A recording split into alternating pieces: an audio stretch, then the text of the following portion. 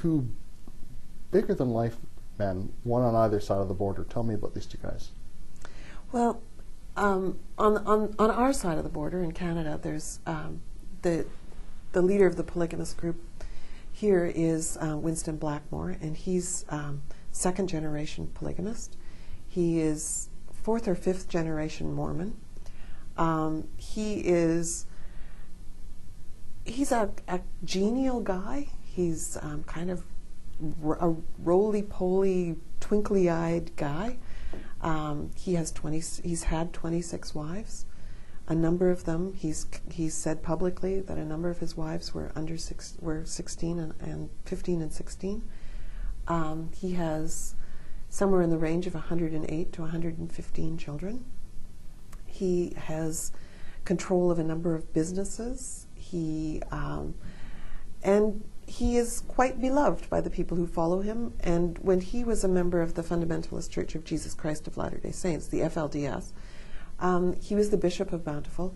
And a number of the girls in the United States, people have told me that he was treated like a rock star because, interestingly, even in groups like this, there's a divide between Canada and the United States. And Winston Blackmore is the kinder, gentler.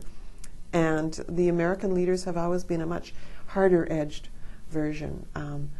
And it's interesting to me that you see these differences play out in a group like this. Warren Jeffs is the son of the previous prophet Rulon Jeffs. Winston was a favorite of Rulon Jeffs. It was Rulon Jeffs who promoted Winston to become the Bishop of Bountiful. And Warren was well aware that Winston was ahead of him in the succession line.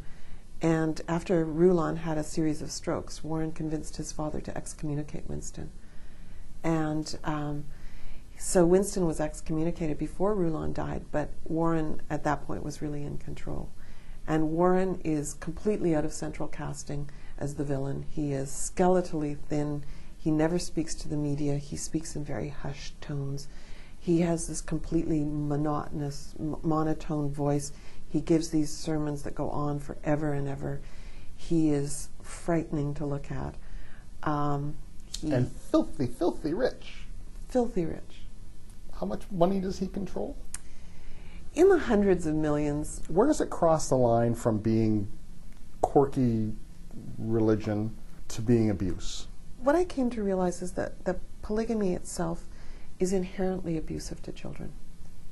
So whether it's not that they're all physically abused or they're all sexually abused, but if you come from a family with 30 children, if you're sharing a father with 30 children, we have a hard time getting to know our dads anyway, lots of times.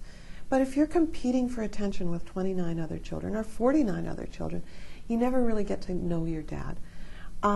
Not only do you not get to know your dad, if you're in a big family and there are 5 other wives, there's this whole competition amongst the sister wives, because they want their children to be the ones who are the favorites. They want to be the favorites. They're competing for attention too. And so what you have is this family that's just rife with competition. So these children grow up without having really strong relationships with their parents.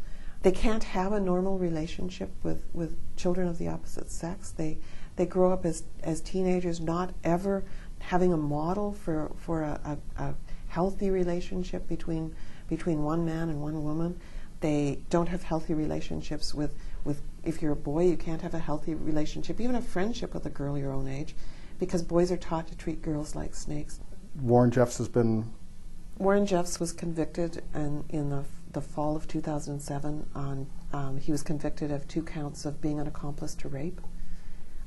He's been sentenced to 2 terms of 5 years to life, and under the Utah system, you go to jail, and you don't know how long you're going to serve. So he'll be in jail for 3 years in Utah, and after 3 years, he'll go before the Utah Board of Paroles, and they'll determine what his sentence will be at that point.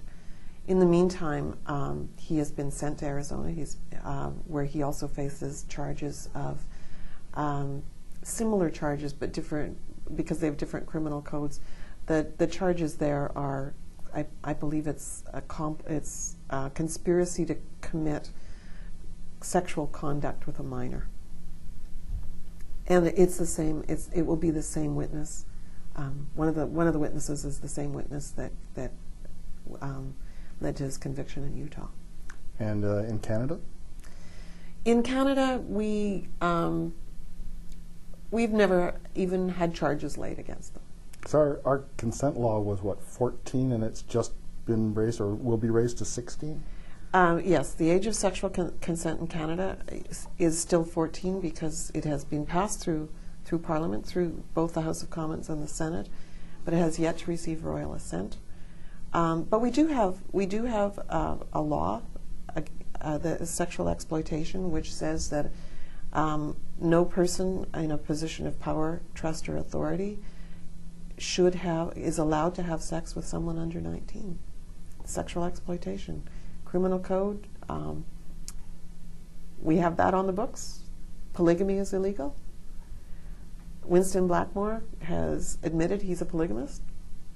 He's admitted that he has more than one, that he has several wives. He's admitted that he's had sex with girls who are underage. But no charges. The book is The Secret Lives of Saints, Child Brides and Lost Boys in Canada's Polygamous Mormon Sect. I've been speaking with the author, Daphne Bramham, and The Secret Lives of Saints, published by Random House of Canada.